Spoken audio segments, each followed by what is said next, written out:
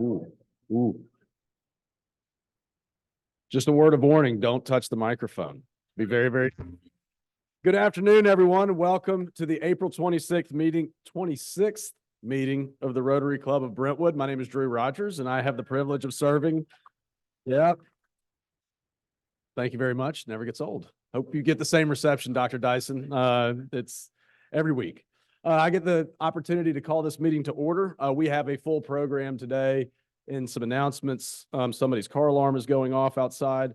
And so I want to make sure that we leave plenty of time for our speaker because he does have a meeting that he needs to attend to and leave at a certain time. So there we go. He's a jack of all trades, John Helm. He can do all things, including Pancake Day. Thank you very much, John. I'd like to invite Michael Hyman to the podium to deliver our invocation, followed by Patrick Wright, who will lead us in the pledge and four-way test before we introduce our guests and visiting Rotarians. We have water too. Thank you very much, Larry. Michael. Thank you very much. Good morning to all. Rotary is all about diversity. Rotary International has about 1.2 members and 35,000 clubs in over 200 countries. In our club here, we have people from different countries, different nations, different cities, different languages, different faiths, different political opinions. We have so much that can divide us, but really the only real dividing factor in this club is college athletics. But we have so much more that does bring us together. We are united as Rotarians, we're united in service, and that brings us together here to this room week after week. Please bow with me. Dear Lord, we ask for your guidance as the people in this room continue to do your work and to continue to do Rotary work in service above self as we serve our world, national, and local communities. Amen. Please join me in the pledge of allegiance. I pledge allegiance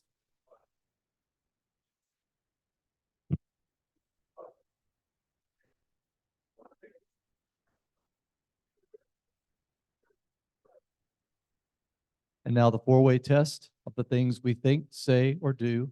Number 1, number 2, number 3, number 4, and number 5. Thank you very much, Michael and Patrick. Jennifer Bourne, our club secretary, will introduce our guests and any visiting Rotarians. Jennifer. I'm starting over here. So Larry, can you introduce your special guest to us? He needs no introduction. My son Chip, he was our program a few months ago, and he never in town on Friday. So this is a real treat for me to get to be with him at lunch. Thanks, buddy. Welcome, Chip. Jason? Here with Chris Hammond. We met a month or so ago. He works as a business broker with Affinity Broker Group, and he works with Jeff Bratcher, District Governor of Rotary. And he's originally from Cleveland, moved around the U.S., been in Nashville for about 15 years. So welcome, Chris. Welcome, Chris. We have another guest right here. Oh, Drew. Okay, I'm sorry. Drew is a prospective member. So if you guys would like to stop by and get to know him and meet him, please do so. All right. Where else are we here? Come on, Devin. All right.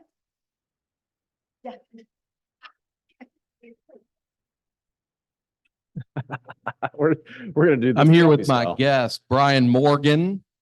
Brian is the owner and CEO of Carden Construction here in Brentwood. Is a lifelong Nashvilleian minus a short stint in Texas. Say welcome. Oh, and by the way, he is a big sponsor, multi-year sponsor of our golf tournament. Wonderful. So say Thanks, thank you. Brian. Welcome. Glad you're here. This is Doug Wright. Doug is a former Rotarian from California who has relocated to this area, and he was looking for ways to get plugged in. And so I made sure we dragged him along to a meeting. So Do you want to tell what club you're a part of in California? The Reading Rotary Club, the Thursday Launch Club. So it's very similar, it seems, to what you guys have going here. Wonderful. Glad to have you. Welcome, Doug.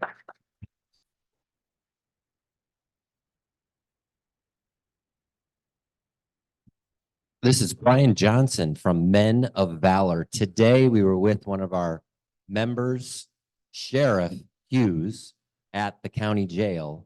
And I was there, Brian and I met at the jail. And we got in and out in less than 2 hours. It was really good. But we were there meeting with Chief Hughes, espousing and coordinating their services with revitalizing and rehabilitating our correctional system. And I'm extraordinarily grateful to you and your services. So thank you for being. Welcome, Brian.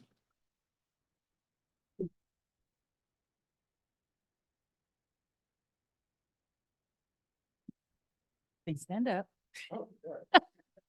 Ladies and gentlemen, it's good to be back. Thank you for all your prayers and best wishes. Y'all are awesome.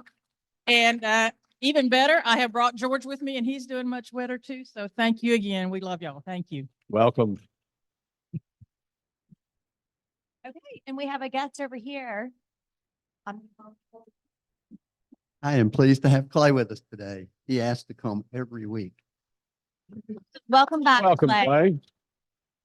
All right, and that's it. Thank you guys for visiting today. Wonderful. Thank you very much, Jennifer. And Dr. Dyson, my apologies for wearing my Predators gear. I know it's NFL draft this weekend. We've got a really big weekend. We've got Predators playoffs. We've got the NFL draft, but we're very grateful to have you here. It's going to be a great program. But before we go into the program, I do have a few announcements. First, Pancake Day. I will get into some business of Pancake Day, but we have some leftover items here on the table. One is a hoodie that says fast, so only take it if it's yours. There's a Reagan Smith jacket, and then there is an umbrella. So if you're missing anything from Pancake Day, then please come get it. And if you weren't there, you can't claim any of those leftover items, and you really missed an incredible day. We ended up, and I will report, very proud to report that we ended up grossing before sponsorships and before expenses, we grossed $5,000 in collections at the door, which was significant and means we made money. So yeah, that does deserve a round of applause. It was an amazing day. We had incredible weather. We also would not be able to accomplish Pancake Day if it wasn't for the tireless effort of several members of our club, including John Helm, Jordan Nielsen, Julie Porter, Sarah Johnson, and then Jared Tanksley and Brian Goss for introducing the Cars for Kids program. I don't know exactly what caused all of the activity. It could have been our clowns, Kip or Michael or Michelle. It could have been the beautiful weather. It could have been the classic car show. But what is most important is that it was an incredible event. And I hope that you all had a great time. And I hope that it is a rejuvenation of what has been a long time great community event. So there's a lot to be proud of. And I'm just humbled to have been a part of that. It was convenient parking and really specific parking instructions, which people chose to ignore if they had a classic truck, Michael. Also, community grant applications are available. They've been released. So get your community grant application into Steve Huff. You can fill that out. You can submit it to Steve Huff. If you have any questions or need any assistance with that, please let me know. We also have the privilege of inducting a new member to our club today. And so I'm going to ask Larry Kane to join me at the podium to introduce Bruce Brewer as the newest member of our club. Bruce.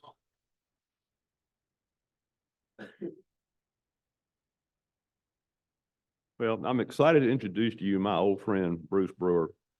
Bruce and I go back to the 90s, early 90s, mid 90s, as golf buddies at Brentwood Country Club.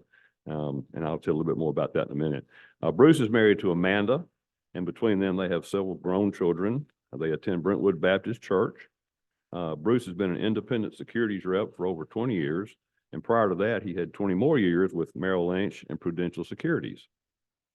Now, understand this. I am nowhere near the golfer this guy is. Bruce was a PGA professional for 3 years, actually was a PGA professional for 3 years. Wherever Bart is. And then while he was at Brentwood, he won the club championship in 1994, and then he won it again in 1996. So the guy can play some golf. Bruce lives in Brentwood. He's excited about being in our club. And so welcome our newest member, Bruce Brewer.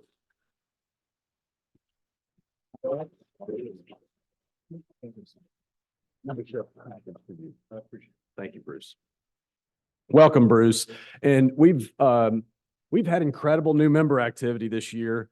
And so for all those members that have been around for a while, I hope that you will remember these names. And if you see a new face in our club, that you'll go and you'll introduce yourself to them. But I do want to make sure that I list those names. It's Mark Lobliner, who I see here today, Robin Zimmer, Hassan Irshad, who I have seen earlier, Pat Ryan, Brian Thomas, now Bruce Brewer. But we also have several proposed members in the pipeline, and that's Chris Dooney, Peggy Ray, Sandra Lee, and Drew Cressman.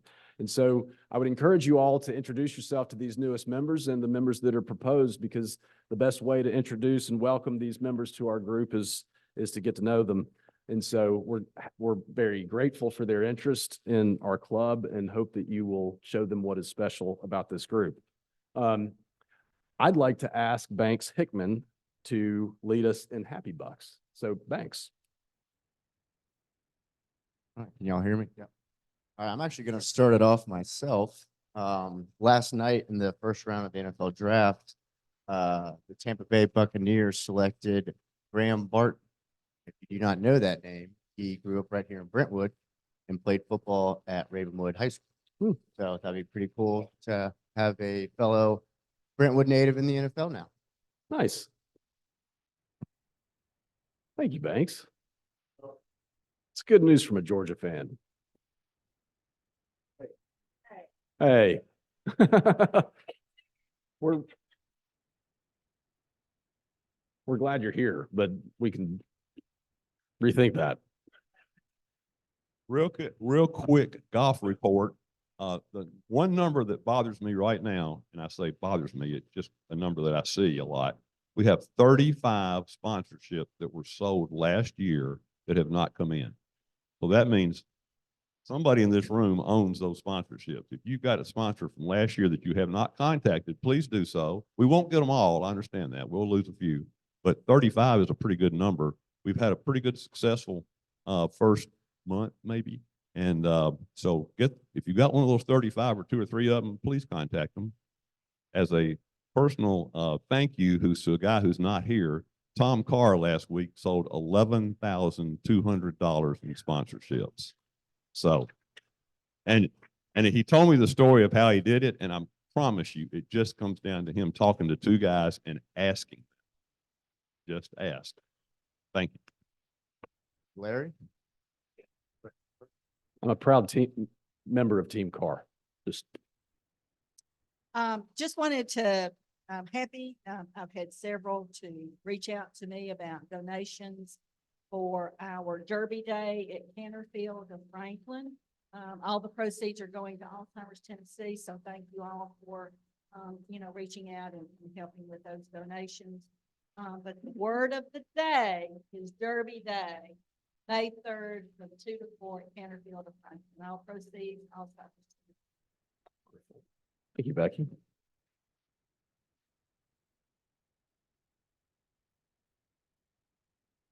On the hot Banks.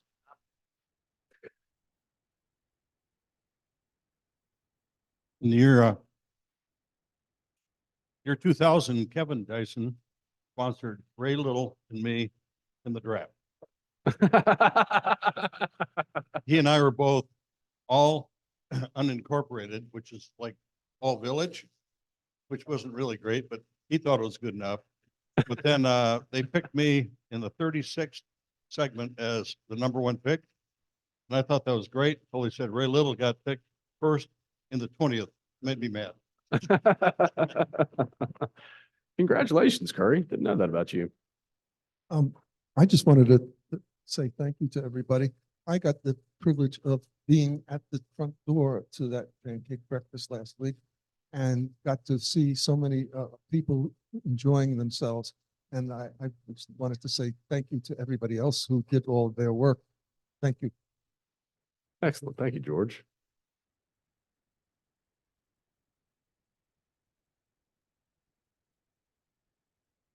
I am like trembling with excitement about this, but next Thursday, we are on the docket to finally adopt our kids. Nice. So, we are going to have officially five children as of, Thursday, and we'll be on the docket in the Williamson County Courthouse to adopt our 10 and 14-year-olds. So we're so excited. Thank you all for cheering us on and supporting us through it. Had no idea I'd ever expect to be adopting children this late in the process. So All right, Alan, you got it now. Oh, no. Not so happy. Larry, I called you this week, right? I needed a team member. I said, I need a semi-pro golfer for my, the BGA golf team to carry us, right? And what was your answer? And there isn't any. I don't know any. We got a new member, right? Okay. I will have 3 sponsors coming up. 3 sponsors. You all heard it. I think this is the first time I've ever stood up for Happy Bucks. I've never done it. It's not because I'm never happy. It's because I never have money, never have cash. So first of all, thanks to Jared who gave me $1 today so I could stand up for Happy Bucks. But I have not really announced this, but a couple months ago, my job was eliminated. So I have been enjoying being off work for the last few months and doing some traveling and just kind of enjoying life. And I'm really excited to announce that Monday I'm starting a new job at, you may have heard of this, it's Inns Bank with the world-renowned Patrick Wright. We'll be working Nice. together.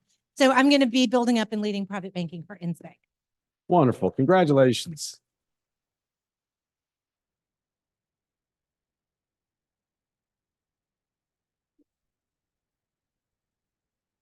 I just want to say thanks to everyone who helped with the car show and the pancake day. I know it's kind of unusual to do this. It's the first year we've done it, but it was a huge success in my mind. And they are super excited about doing it again next year. So I think we are too, Steve Hammers, correct? Correct. Okay.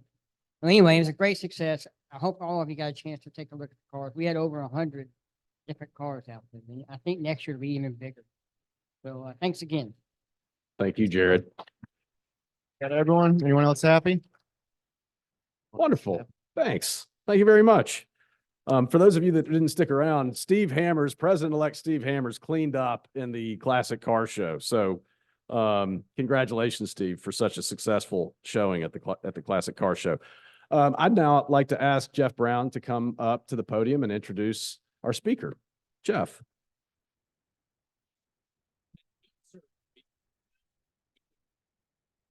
I think it's pretty obvious that our speaker really doesn't need an introduction, but I thought I'd just throw a few factoids out here that some of you may not have known, but Kevin Dyson was born in Logan, Utah, which is kind of strange because not many people come from Logan, Utah. So that's an interesting bit of fact. He led Clearfield High School to the state 4A championship, and he played 5 years at University of Utah.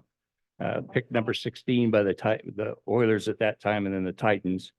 And of course, everybody knows about the Music City Miracle and the 1 yard short. And if you'd like to see that, we have that video. This video is from Autzen Stadium in Corvallis, Oregon, 1997. Very high on both those young teams. He's got Dyson down there, but Look at that. wow, what a Now, catch. do you suppose that has Wow. something to do 10 with yards out of his bounds, pick but number what a 16? catch. One-handed. That was an amazing awesome. score, and He just went up and frankly, I've speared that seen ball. it, others So that the are question begs to be others answered. as You can catch impressive. that one.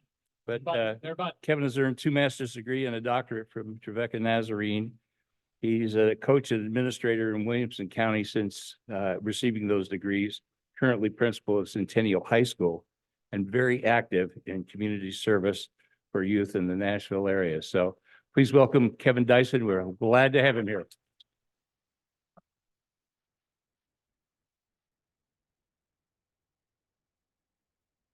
Hey, Bruce, what Drew didn't tell you about that new membership, that it comes with free golf lessons to the speaker so I can break 80 this year. I appreciate that, by the way. Thank y'all for having me. I'm gonna tell you two stories. One is not about me, the other one is kind of my story at the end, and I'll leave it up for questions. The first story I'm gonna tell you is about Brad Snyder. Anybody familiar with Brad Snyder? Brad Snyder was an explosive ordnance disposal officer in the U.S. Navy, an EOD officer. Anybody familiar with that? By the way, if you have served, thank you for your service. Yeah. So essentially what those gentlemen are, or ladies, I guess too, but in this particular case, a gentleman, is those people that have the headphones on and look like they're going to Florida with the metal detectors, but they're actually looking for bombs.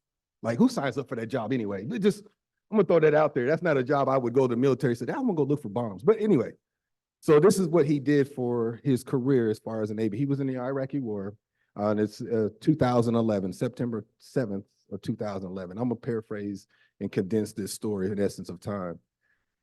As he tells his story, there's actually a book, you can read it, but as he tells his story, they were on a mission in Iraq, and their mission was to go to a village that was occupied by Taliban. And when they get to the village, and they land, they get to the village, it was eerily empty. No women, no children, everybody was gone. But they have got some more intel after they figured that out, that the enemy, the Iraqi soldiers, were basically coming to engage in them. So what they decided to do, and I forget the verbiage that they used, but actually part of the war, they actually went to go meet them. So to defeat the enemy, but take away the element of surprise, they were going to meet them. So they started to plan out their trek. There was two EOD officers. The other guy's name is Nate. I think his name was Nate. We're gonna call him Nate today, if it's not, but Brad is the other name. And so between the two of them, Nate decided he was going to be the front person. He was going to lead the mission. Now, one thing they are taught in military school, I'm gonna call it school, that's probably not what you're supposed to call it, but in this particular from EOD officer is you pick the path of most resistance. So much in life, we always try the path of least resistance, but they are taught to pick the path with the most resistance, because if you pick the path with the least resistance, typically that's the path where the bombs are, right? Because you see this path, oh, this green, and you blow up. So anyway, you don't want to do that. So they pick the path with most resistance. So as they're going to meet the enemy, they get to a wall. There obviously had been a place of battles. Part of it was knocked down, and there was some pieces of flat area to the right. They get to it, and there's a gap in the wall. And Nate has to make a decision. Now, as I told you, they pick the path with the most resistance. So he goes to this gap in the wall. He's the first one through, and he does this thing. The first Navy SEAL officer goes, the second Navy SEAL officer goes, the third. Now, they have two gentlemen from the Iraqi army that's also helping there, whether for translation and probably helping with terrain and familiarity with the terrain and the area and things of that nature. So the first soldier goes through, the second one goes through. Shortly thereafter, there's a big explosion. Now, Brad's story, he talks about, he sees a cloud of smoke. It's noisy. Everybody takes cover. Now they're wondering what happened. Now, keep in mind, the enemy is coming their way. Now, their position is now given up. And now they got to figure out what's going on. Now our mission is going from, we're going to engage the enemy to now we got to save whatever just happened. So now, of course, everybody's taking cover. His commanding officer is Brad, go see what's up, because he's got the other machine to check for bombs. He goes to the gap and he gets through there and he's calling for Nate. Nate's on the other side of what happened to be like a ravine. So there was a ravine he had to get over to get to the other side to continue on the trek. What had happened was one of the two Iraqi soldiers decided to take the path of least resistance. There was some wall laying across the ravine where you can just walk happily across to get across. So I can only imagine they're thinking like, why are these soldiers jumping over this ravine to get over here? Just go over here and walk. But they took the path of least resistance. So they blew up. So Brad gets over there. The first gentleman, the first Iraqi soldier who decided to go that way, he ends up being blown several feet away. I don't know how many feet. And the one behind him, his legs were severed. So that was, I don't know why I told y'all that, but just illustrate the story. I see y'all captivated. I had to tell you that part. So of course now Brad is checking for the wounded. They gotta get the wounded. Now, mind you, keep in mind, the enemy are still coming, right? Now they're secrecy. Now they're coming at them. Everybody knows where they're at, so they know which way to head, the direction to head. So now they're deciding they got to call for the Black Hawk to get the wounded and everybody. And then the mission becomes now to go to engage in with the enemy to almost now I got to save our soldiers that are with us. So as Brad goes up there and collects Nate and everything else, Nate and Brad decide to go back. So now they got to collect and figure out the rest of the mission. Well, on the way back, Brad missteps and he blows up. He flies several feet. And his story, he'll tell you, it was cloudy, can't really see. He tried to open up one eye, really couldn't see out of the eye, both eye. He can see some blurriness, some dust and things from one eye. And as he shares his story, he talks about it was surreal because the ringing in his head, he was just left to his own thoughts that he was in a sense thinking this must be the place between life and death. Like if this is where it is, if I'm about to go to heaven or whatever, he is thinking, I hope I made my family proud. I'm laying here thinking, he's laying there thinking he's about to lose his life. I am hoping I made my family proud. Well, certainly some moments later, he starts hearing his name, Brad, you okay? Brad, you okay? So he was like, yes. He's thinking like, wait a minute, did Nate get blown up too? Are we both going to heaven? So anyway, that's a whole nother part of it. So Nate gets over there and he helps him out. And he's like, man, how bad is it? He's reaching, he knows nothing was missing. That's why he thought maybe this was the life after. And he said, I'm not gonna lie to you. You have all your extremities, but your face is pretty bad. So they get all the wounded. Now that's 2 bombs that have gone up, that are position given up twice. Now the mission has changed from 2 individuals. They got to get out there to the 3rd. And now it's a US soldier. So they finally collecting everything else to get him on a plane, to wrap him up and doing anything else. And they fly him back to the Iraqi base. And that's the first of 3 surgeries that go from Iraq to Germany and finally over to Maryland, 60 hours of travel and surgery and all. He gets through with surgery. Of course, I'm paraphrasing. I'm making that seem like it was so easy, but he gets through surgery. When he's done, the doctor comes in and he tells him, you lost sight in one of your eyes completely. We're going to have one more surgery. There's a 1% chance you're going to gain the sight in the other eye. Now, this is a guy who's been a soldier, who's been his whole life's mission, he's 20-something years old, is to go and find and serve his country and find bombs. Now being told that there's a chance that he's going to lose his vision completely. So as it gets through, he gets surgery. Of course, he does lose his sight completely. Several weeks later, an individual approaches him and tells him, what a great time to lose your sight. Now, Brad, I can only imagine is like, this clown is telling me, he's 20-something years old and his life has just changed. He's telling me it's a great time. Well, what he didn't know is this individual was a swim coach for the Paralympics. So that swim coach is like, if you would let me, I want to coach you and maybe have the opportunity to swim in the Paralympics in London in 2012. So they go to I'm not sure where they went to, a municipal park or a pool or whatever, and they just wanted to see. And he jumps out and he swims. And his story, he talks about he's banging off of the pool, like because he can't see. I mean, I can't imagine. I don't know how y'all feel. We're fortunate enough that we can all see each other right now. I cannot imagine jumping into a pool of water right now and trying to swim across the other side. And you can imagine how he felt in that moment of darkness swimming in that water. And he talks about how he just kept bouncing off the wall, going back and forth, and got to the other side. Well, the lady that was timing him got so excited. He was like, what had happened? The fact that I didn't die in the pool? Like, she was so excited. Well, he had the 5th fastest time in the country just in that first swim. So he began to train with this coach and they started working through some things. So they figured out, like, if you feel yourself getting offline, how to get yourself straightened out, and he became a swimmer. He was a swimmer in high school. I guess I should have led with that. He was a swimmer in high school as well. So as he began to learn the craft, it got to be time for Olympics. He qualified for the Olympics, and they have classifications of different levels of disability. I hate to use that word, but different levels of disability. And he was completely blind, so he's racing against other completely blind individuals. So he gets to the Olympics. He's racing in 3 events. He's racing the 100, the 200, and the 400 free.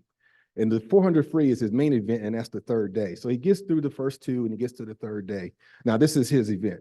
So he's swimming, and, you know, just like you can probably imagine, your coach watches you up, you're completely behind. They get you to your starting block and they get you set. So from that point on, you pretty much know, you get ready, you listen. You're not deaf, you just can't see, so you listen for the sound of the starter. So he jumps in, boom, 100, 150, 200, 300. He's getting to the final 50 meters and he's, you know, swimming his little heart out. Boom, he finishes. Now, mind you, the crowd is cheering, they're rooting these guys on, but they don't know what's happening. They can't see. So I'm gonna go back. It's in 2012, the London Olympics. Do y'all remember what happened? What was going on at that time in the swimming world? Y'all remember 2012? Michael Phelps, one of the most historic Olympic runs ever in the history of our country, of a history of Olympics, was also took place just earlier that summer in London. Now, there's some iconic footage of him, especially in one of his closest races, where you can see him looking to his right or left to gauge where he's at in that process. These gentlemen are just swimming their hearts out. So as he tells his story, he talks about how he got to the end of that race and he can hear one guy come after him. He's like, well, I beat that guy, but he still doesn't know. So he has to literally wait till he hears on the winner for the race of the 400 free is Brad Snyder. And now he can celebrate. Now, you remember the iconic moment when Phelps, he's hitting the water and splashing. He's so excited and elated. I can only imagine after I just lost my sight just a year before. But what I didn't tell y'all about that story was uniquely that he did win. He won a gold medal that day. But what's interesting about his story was September 7th, 2011, his life changed forever. September 7th, 2012 is the time he won a gold medal in the U.S. Paralympic to the day. So what Brad Snyder would tell you is we shouldn't be limited by our circumstances. Our circumstances don't dictate our future. Our future dictates our circumstances. He would tell you, just because my limitations, I became blind, and I chose to take that limitation and take it to another level and reinvent myself and do something better. So now I'm gonna tell you my story for the essence of time. As it was mentioned, I was born in Logan, Utah. My father played football in Logan, Utah. And what he didn't tell you, there ain't a lot of people there, ain't a lot of black people there. I'm just gonna say that right quick. All right. So, and he played football up there, and then they had a kid when they were young, and then we moved to Las Vegas, Nevada. They split, you know, the typical story, young kids, they split. We had 4 kids, moved back to Utah, went to play high school football in Utah, played football at the University of Utah. In 1998, I was drafted by then the Tennessee Oilers. Most of y'all probably remember that. That was 20-something years ago. But yes, at that time, we were the Tennessee Oilers playing at the Vanderbilt Stadium. Now, the year before, they had played in Memphis, but this was the first draft that the city of Nashville had for their team, right? Because they moved late that summer, the year before, and they were still in Houston. And anyway, so I was the first draft pick of the city. In 1998, I was drafted before Randy Moss. Everybody knows Randy Moss, which had a phenomenal career, great athlete, great football player. I was actually drafted before him. And I had a lot of talent. And I feel like I left a lot of meat on my bone in my career. In 1999, we went to the playoffs. I was a part of one of the most memorable plays in NFL history. He'll show you right quick. Go ahead.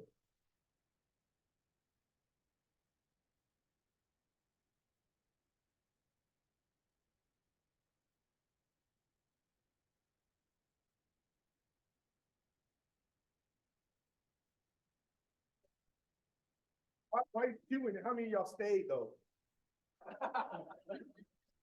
Y'all didn't stay, you left early. Everybody told me, yeah, we stayed. No, I've heard some great stories. I've heard some stories about people getting caught in the elevator and the stadium was just rumbling and the elevator was shaking. I've had people tell me they were at their car and it was shaking. They were like, no, they try to run back in. So you got it.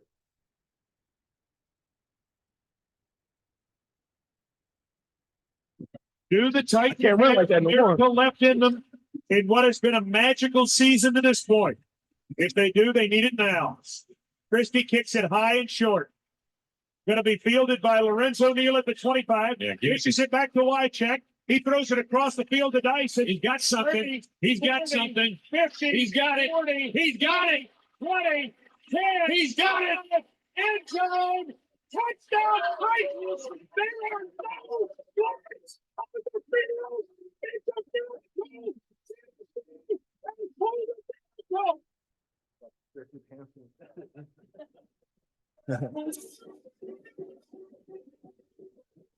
There you go. Yeah. I hesitate. So here, this sidebar, sorry. Yes, I gave the ball to our equipment manager to hold for me to, they put that white paint on, design, they put the date on it and everything else. After that, I don't know. I assume I have the ball. The story is he gave it to Bud Adams. The other story is Frank stole it. I don't know. But I have one in my house and I'm claiming it. So I don't know. So in absolutely 1999, that was January 8, 2000. That happened in the playoffs.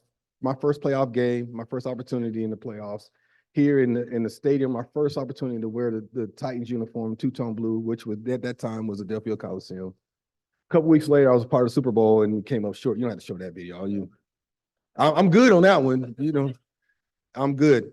And in essence, that was a bitter moment, but it was an opportunity to change my circumstance. As I told you before, like Brad, he took his circumstance of being blind and flipped it to the good. And I kind of did the same thing. So going forward, the rest of that next year, my career, I had one of my best off seasons. I always was a hard worker. I always worked hard, knew lift weights, run, eat right. I knew all those things, but that off season was a little bit different because I wanted to get back to that moment. I wanted to get back to the Super Bowl. I wanted to win that game. So that next year, I was all in. Well, we got a new offense coordinator that year. So the first game, we actually played Buffalo and they beat the brakes off of us, but that's a whole nother story. Didn't have a good game. None of us did. But the next game, we played the Kansas City Chiefs and I had a coming out party. So much so that offense coordinator Mike Heimerdinger came to me and said, "We're about to feature you. You're about to be the man." Now, I've been waiting for this my whole career. Now, mind you, I had been drafted before Randy Moss. I knew I had talent, and he's over there getting the ball every other chance he can get. I'm over here screaming from the rooftops, "I can do the same things. Please give me the ball." But it wasn't working out that way. So in 99, we kept going. We played Kansas City Chiefs. I had a big game. Now we're playing the Pittsburgh Steelers the very next week. But not the next week. We had a bye week, then we played the Steelers. So we get into practice, and it's the last practice before we get a little mini break. So how we used to do it, we would practice Tuesday, Wednesday, Thursday. He would give us Friday, Saturday, come back Sunday, and practice Monday, Tuesday for the next week, right? That was kind of how Jeff Fisher did it for our bye weeks. Well, it's in practice, and we're running a scheme. Our scout team is running a scheme against the Pittsburgh Steelers, and I'm running a pattern.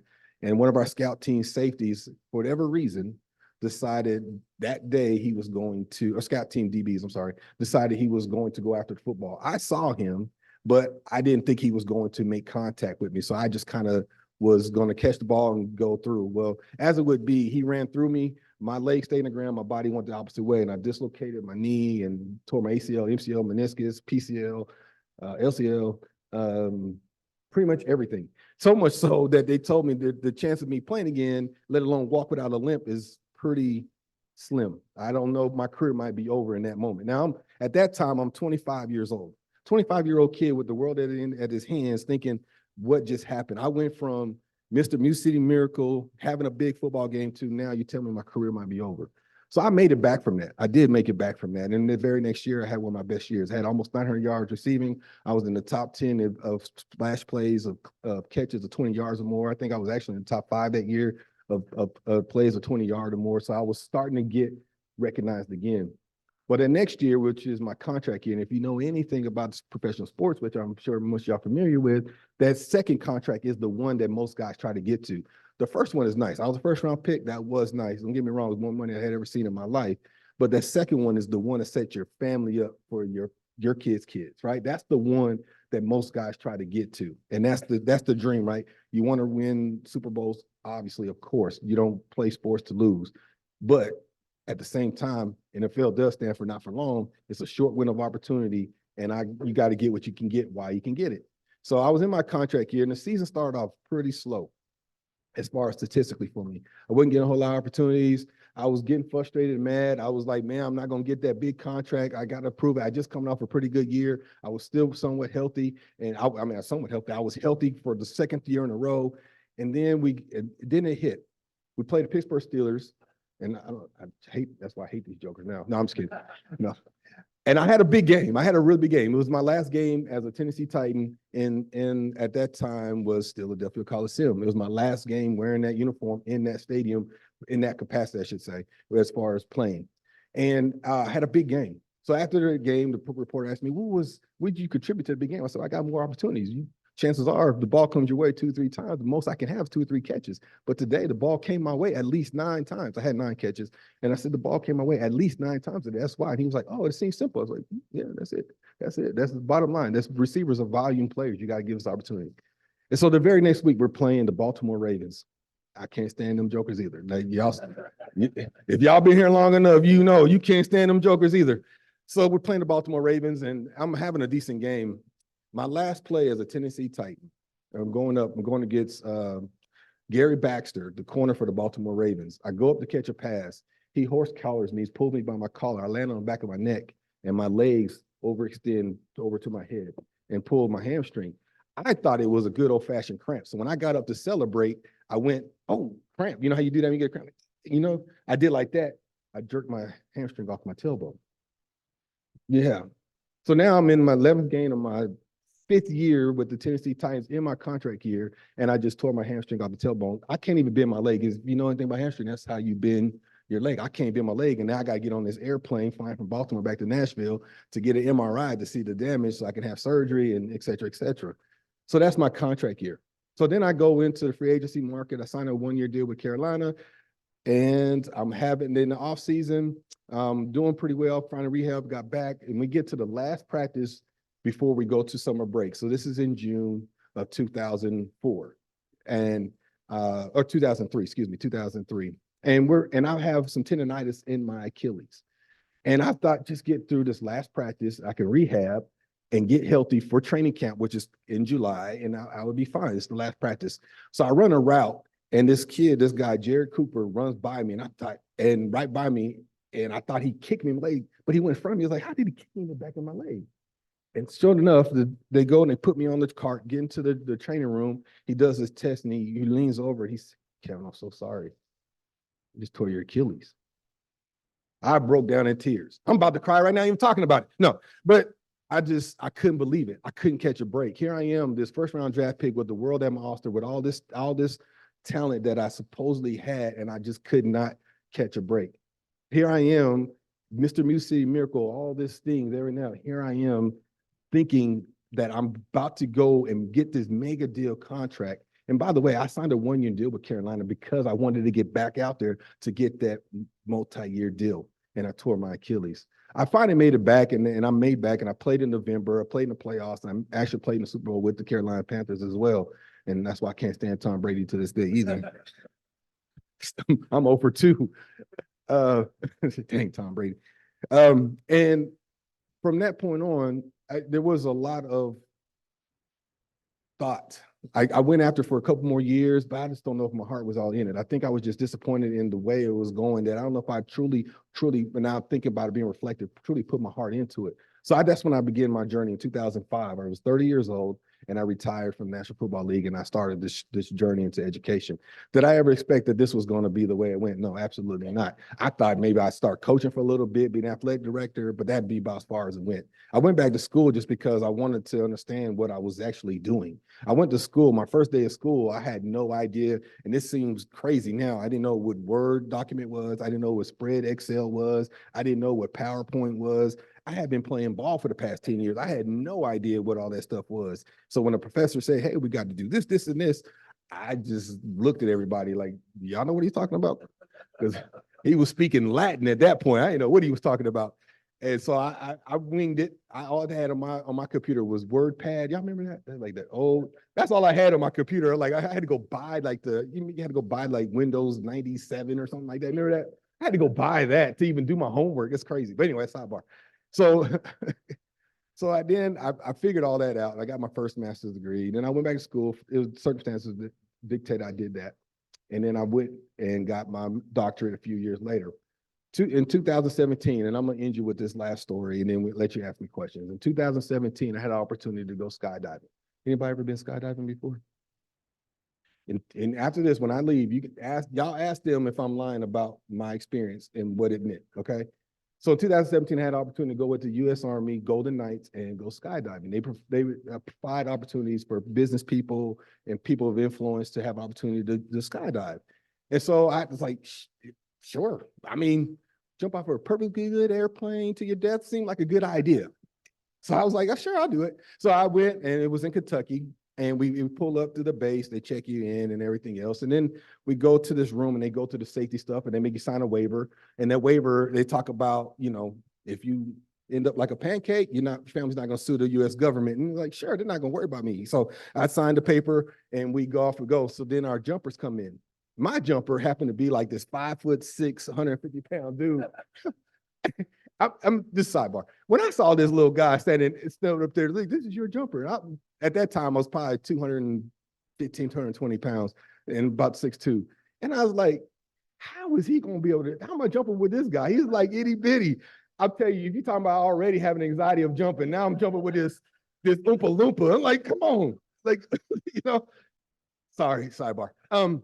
So then we talk, we meet him with him, he gets you and we get on the tarmac and it's loud and the engines around the propellers are going. We get on the plane and they tell these dry jokes. Oh, I'm not gonna take because they're really stupid. So we get up on the plane and my seat was, if the door was over here, I was facing the exit door, right? I'm looking right out. I can see everything out there. So when they open up the door, I can see the world at its end right there. I can see it all. So they send a test jumper. So it was a lady this time. She goes out first. A few moments later, she goes, all clear. Now your heart's pumping. Who's first? Woo! Now, I don't know how about y'all is. I don't want to be first, but I dang sure not going to be last. You're not going to leave me up on that plane by myself with all that anxiety, waiting on everybody else to go so I can take my turn. But I wasn't going to be first in case that person died. So I made sure I was second. So the first lady went. She happened to be a news anchor from Louisville, and she went first. And like I said, I can see everything. And y'all, when I tell you the fear that I thought I saw on that woman's face, I thought, Lord have mercy, I'm about to chicken out. I was like, no, I'm not going out here. The face of terror that she had in that moment, I was like, this ain't for me. But I'm 30,000 feet in the air. What am I going to do? Jump out myself? I can't. I gotta see this through. So we inch up to the door. 1, 2. And they're gone. They don't go to 3 because they know if you go 3, you know, they go at 2. So they know better. You go at 2. So we jump out and I'm just out there. And when I realize now that I've gone through that experience, it wasn't fear that she initially had. I don't know if you've ever jumped in some really cold water. It was that initial shock of being out the plane in cold air. Am I lying? It's like, oh, you're just collecting your breath. You know, you're like, it's that shock of being out the plane. But after that initial shock, the amount of peace that I felt, the amount of calm that I felt is unthinking like it. What I didn't tell y'all is I'm scared to death of heights. I can go and stand on a balcony of a tall building and get nervous because I'm scared to death of heights. But I have never felt as much peace as I have in my life in that moment, jumping out the airplane and literally flying. Now, when you're sitting there and you're in the air and you're dropping at 100-something miles per hour, you literally feel like you're just floating on air. Like I'm literally feel like I'm laying on clouds, or how I've told people before is if you ever laid on a floaty thing in a pool, you just kind of just going in with the waves, just kind of rocking. That's how fast you're going. You don't even feel like you're dropping that fast. It's just peace and calm. And then he let me toggle and I'm doing all things like go fast, go slow, go fast, go slow, turn right, turn left. I was doing it all, but he like, give me this thing back. He took him back from me, right? And I was like, man, no, I want to keep going. So we finally landed, tell you lift your feet and we land. I wanted to go right back up. But this is where I'm going to end this as a story as now let y'all ask me questions. One thing that experience has told me, as I told you about Brad, I told you my story, and I changed my circumstances. I had to reinvent myself. I could have been, woe it's me. I could have continued to go in a different direction with my life. But one thing that experience reminds me of is every day we got an opportunity. And when you lay your head down on that pillow this night, assuming you're going to wake up the next morning for that parachute to deploy. Every morning that parachute deploys, you have an opportunity. Y'all are here today because that parachute deployed last night. You got an opportunity to make a difference in a kid's life.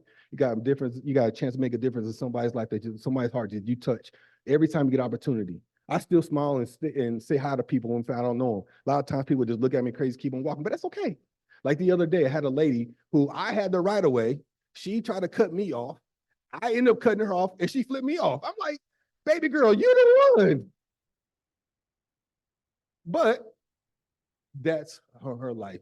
And so every time we fall asleep, every time you get opportunity, every time you drive that car, every time you send, and right now I get at peace when I'm in traffic sometimes because I'm supposed to be here at that moment. Like I'm supposed to be here at this moment, right? Every time that parachute deploys and you wake up, you get an opportunity. I tell kids all the time, every time you get a chance, you press snooze, that's an opportunity for you. That's an opportunity lost. You're now 9 minutes behind. Sure, 18 minutes behind. I'm just speaking about me, y'all. I'm not talking about y'all. That's me. I keep pushing that snooze button. But every time in life we get opportunity, right? Is we're here today because that parachute opened up this morning. And everybody has a responsibility to be better for somebody's life. And that's all we can ask for you. So I'm gonna leave y'all with that and then let y'all ask me some questions. Yeah. So you probably realize this, but almost half the population of Williamson County knows you better as principal than as player. Wow. You know what? Them kids do. That's right. Pretty much anybody under 30 Hey. is going to see you as principal. Uh-huh. In your time after that career and now this career, what's been the most fulfilling part? What's been the best part of it? Oh man, such a profound question. Thank you. I think one of the most fulfilling things is there's two stories. Real quick. When I was at Glencliff High School in Antioch, Tennessee, I decided to give money, or it was $100 piece, to the highest grossing ACT score in the male and female, and it was a $100 bill. And I was just done playing ball, and it meant more to them than it did me. I was like, here's the money. And they did the test, come back several weeks later, how much time had passed. And I gave the money, we did a little thing, and I gave the money to both of the individuals. And beknownst to me until later in life, the kid, his name was Chris, he came to me, he said, you remember that kid that you gave that $100 to? I said, yeah. He said, that was me. I said, that's right, that's you. That's right, yeah, it's me, coach. He said, what you don't know is I used that money to buy groceries for my family. Here I am just giving kids $100 thinking, oh, he's gonna go buy some shoes or something. But he actually took that money to buy food for his family. So you never know how you're gonna change somebody's life. I was literally just trying to hook a kid up with a couple $100 and to see what he did with it. But that was to go feed his kid's mom. The other part of that story is his mom was a drug addict, and she would have men coming in and out of they lived in one of those homes, a hotel or something, and he would sit and wait in front of the door of his sister's room just in case the men try to mess with his little sister. So you talking about rewarding? Yes, that's one. And the other one is one of my football players who was going through some stuff with his family and then personally, who not recently, it's been a minute, but he came back to me and just told me how much of impact I had on him, that I changed his trajectory and where he's at now. So stories like that are the reasons why I continue to stay in it. Yes. Well, first off, thank you for the memories, because we Titans fans will always have those memories. So, Appreciate it. even though you had a shorter career than you thought. Thank you. Yeah. My son and I were in a game, and that's something we'll always share. He was 10. But I guess you sort of stole my question. When that happened, what was it that led you directly into education? And then you took up principal, because that's a commitment. Yeah. You sort of mentioned some already, but is there anything else that education when you were 30? To those that didn't hear, because I know it broke up, he was asking me what was it that made me continue through and go in education as I was. Honestly, it was just circumstance. I began to grow as an individual, and I learned that I like learning. Initially, I wanted to coach, so I pursued some coaching opportunities, and I found out how political that can be. And coaches would give me the runaround and like, oh yeah, we want you. Like one school actually had me come in. I led the receiver meeting. I was coaching receivers, but he had this intern follow me around taking notes. Well, then I left there and went back home. Actually, I went to Utah to see my family, and I texted coach like, there was a contract, the deal done. It's crickets. I didn't hear from him. And so then I was like, man, this is weird. I kept calling, nothing. And I finally looked on the website and they had hired that gentleman that was following me as the new receivers coach. And I was like, oh, so that's why he was following me around. And so I knew it was a big deal because the defensive coordinator of the team at that time, he called me later. He's like, man, don't hold that against us, man. If you got a player, please. I said, man, that has nothing to do with you. That's bad business on his end. So anyway, I give that story to illustrate that stuff like that was happening when I was trying to get into coaching. Even my alma mater was like, you can come in and be a graduate assistant, coach receivers, and if you do a good job, then we'll give you an opportunity. I'm like, that makes no sense. I'm gonna do the same work as everybody else, but you're not gonna pay me. But if I do a good job, then you're gonna pay me. I was like, that don't make sense. And so I didn't take that opportunity either. And so then I settled in. I was coaching receivers at a school in Nashville, FRA. I started coaching receivers and stuff there, and I loved it. I loved the fact that I could teach kids the game. And I didn't have an expectation everybody's going to be like me. Right? They're going to be driven, and that was the ultimate dream. What I didn't tell you about my story is when I was a kid, I told my mom I was going to go pro basketball, but I told her that. I was going to buy her house, and that was the dream, was go professional and then buy her house. I went pro football, and then I bought her house. But so I didn't, that was my dream. You know, we didn't have a whole lot growing up, so that was kind of my motivation. And so I learned that I loved coaching kids and didn't have the expectation of that. So then I started growing that. And then, like I said before, I wanted to know what I didn't know. So I went back to school, and then I knew doors would open for me. And so what I tell people is I want to be qualified, so I was justified because I knew doors were open. And if doors open for you, you got to keep them open. So that's why I went back to school, and then it just kind of started growing from there. Last one right here.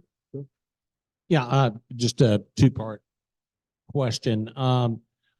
One, actually, when the play was called home run throwback, Yeah. is that, yeah, That's it.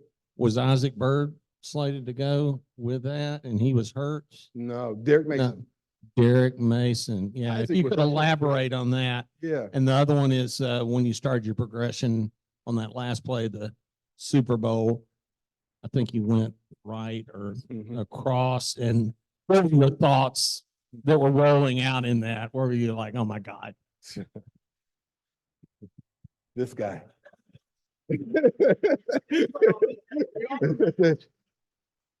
Where'd y'all get him? No, I'm just kidding.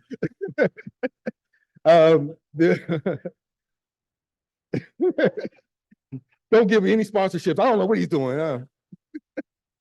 No golf lessons for him. I'll start with the Music City Miracle. So the design of the play was we put Frank, who's also not part of the kickoff return team, into the game to field what typically teams do is squib the ball, keep it on the ground, so you can't set up your return. And Frank has great hands and is very athletic. And that was the idea, is that he fields that in the middle of the field, and then he does what he does is take the ball off, kind of attract as many people as he can, and then lateral it to the number one return man. Well, the number one return man was Derek Mason that year. He had gone down because he had gotten a concussion.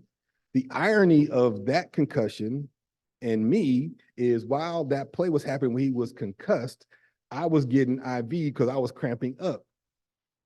His backup, Anthony Dorsett Jr., was supposed to go in the game but couldn't run because he was cramping in the fourth quarter. Right. So I'm not even supposed to be on the field. I'm letting the backups back up, right? So that's the irony part of it all. So then I returned in college and all that kind of stuff. I guess I was the natural selection, and I can catch, I guess. And so the gist of the play was Frankie gets the ball, he runs, and he allows it to would have been Derek Mason. Isaac Bird, who was in the game, would have got into what we pitch relationship, and Mace runs as long as he can, pitches it. If he gets in trouble, Isaac gets what he can, gets out of bounds, whatever. That's how the play was supposed to run. Well, I didn't know this until years later, and it's interesting because I thought about this in December, that I'll no longer be able to share the story with Frank anymore. We publicly together because he passed, but I learned this when me, him, and Lowe, the last time all three of us were together, about, I guess that was about 2017, that Lorenzo went to Frank right before the play and say, hey, they're gonna kick it to me, come get this ball. Like he ordained it. Now, the irony, the part of that is, and you can ask Eddie, anybody, Lorenzo Neal was not put on the football team to catch footballs. Man, the man's neck started up here for a reason. He was a blocker through and through. Like he was there to block for Eddie George. That was his job. He wasn't there to catch the football. So when the ball went directly to him, I think everybody started grabbing their helmets like, here we go, we're about to lose this one. So when he caught it, it was like a sigh of relief. I think the crowd was more pleased with that than the actual play. But so when he got it, he told Frank, come get it. And he came and got it. And then Isaac Bird, who was put in a position that's unfamiliar to him, and I've never asked him this in 20, how many years is it now? 24 years now? I know it's crazy. 24 years, what were you thinking? Like, because he's never really run the play either. But he came up on a short kick and he got himself out of position. And I've always been taught you can drop the best plays in the world. Sometimes an athlete just has to be an athlete. A player has to be a player. Sometimes you can have the greatest lesson plan and the kids don't like it. You got to be a teacher. Like sometimes it just doesn't work out how it's supposed to. And I just was sitting there. I saw Frank's arm reeling back to this day. And I don't even know. I can't even ask him. I don't think he knew it was me. I tell you, matter of fact, I know he know it wasn't. He didn't know it was me. He just threw it. He threw it. I stepped back. I caught it. And my job was easy. I just ran. So I say that, and I didn't realize it was as close as it, because I remember lunging back to catch it. Even if I didn't catch it because it's lateral, it could have bounced to me, it would have been fine. But even lunging back to catch it, I didn't think it was as close until I got home. I was like, ooh, it was close. So, but the rules of the flight of the ball, I think people get caught up in, especially Buffalo fans. If you're a Buffalo fan, that's on you. But I think people get caught up in body position and not the flight of the ball. The flight of the ball was actually slightly behind, but that's neither here nor there. Now to your other question, this guy. What?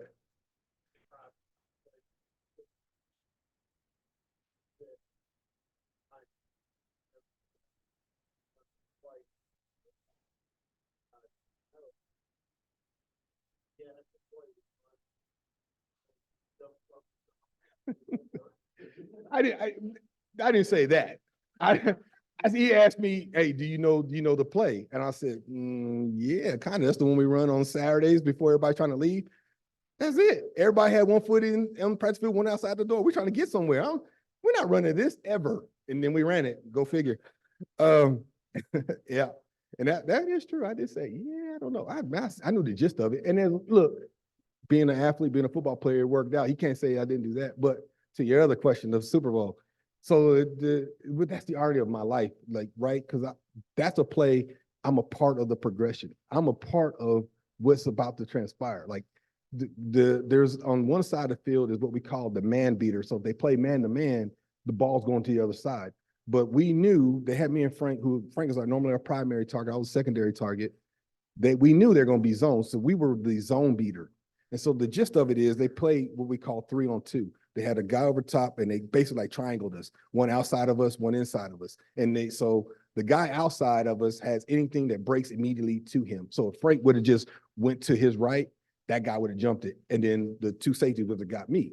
So, but the fact that I push up a little bit kind of leaves him in limbo. So the rule for that number 2 guy is if Frank goes vertical, meaning straight up the field, he's supposed to carry him, like ride him up the field, keeping his eyes on me. And if I do anything immediate, he comes off. Well, the back of the end zone, now we're talking about 15 yards difference that you got to worry about as opposed to 25, 30 yards of vertical. So the safety doesn't have to backpedal as much. Mike Jones doesn't have to carry Frank as much because his help is not as deep. So now he can kind of sit on Frank a little bit more and he sees me coming through. Everything happens quicker. We're on the 5-yard line. Everything happens quicker, right? Or 10-yard line, excuse me. We're on a 10-yard line. I pushed up to the 5. And everything happens a little quicker because, it's the end zone. And so when I came through, Mike has his eyes on me. Even though I saw his eyes on me, I didn't think he was in position to make the play because he is facing shoulders are parallel to me. That's hard to make that play going when I'm coming across you, right? And so when I went across, even when he came and he got his hands around my waist, I still thought I was going to be able to get through that tackle and be able to extend. But when I did, and he'll tell you, my momentum helped him be able to leave his feet and get his left hand over my left knee, so I couldn't get that last extension.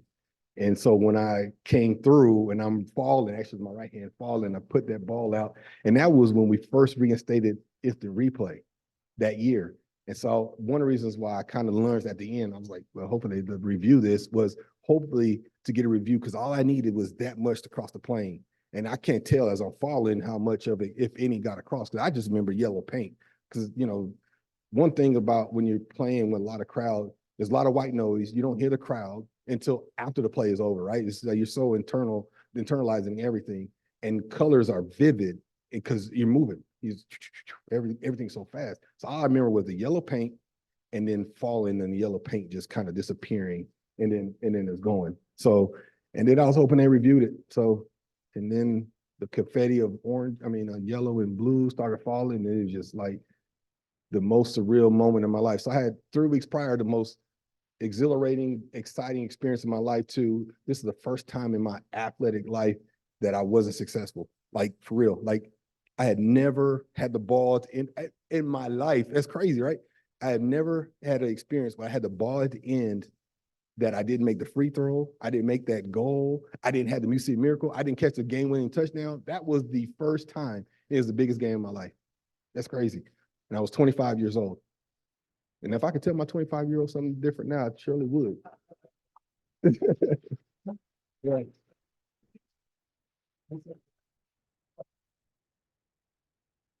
My boss is calling me. I'm sure it is, and I want to be mindful of your time because I know you've got to be somewhere. I do have a gift to offer you. Is it golf lessons, Bruce? It is golf lessons from Bruce, and then you get to play in a golf tournament with Alan Treadway. Yeah. So They got me more about the 4-yard short. that's right. We have a pen that we'd like to present to you that has our name on it. And we would ask that the first thing that you do with that pen is sign this book, which is a book that we read to Williamson County students in first grade here in the Brentwood community.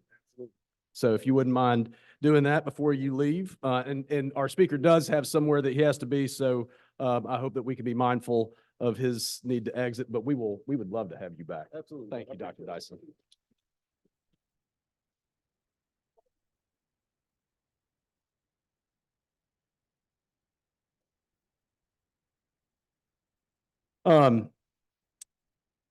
I will say, I remember where I was when the Music City Miracle happened. I think that's a generational thing and specific to individuals. I was at Mama Goldberg's Deli in Auburn, Alabama, and I remember exactly what I was doing at that moment. And that's an incredible gift that you've given us, Dr. Dyson, but the gift that you're giving to the students of Williamson County is bigger, and we are grateful for you, without a doubt. Welcome to our guest, Chris. Thank you for being here. Chip, Drew, Brian, Doug, thank you. Brian Johnson, George, welcome. Glad you're here. And Clay, thank you for being here. We hope that you enjoyed your time with us this afternoon and hope that you'll come back.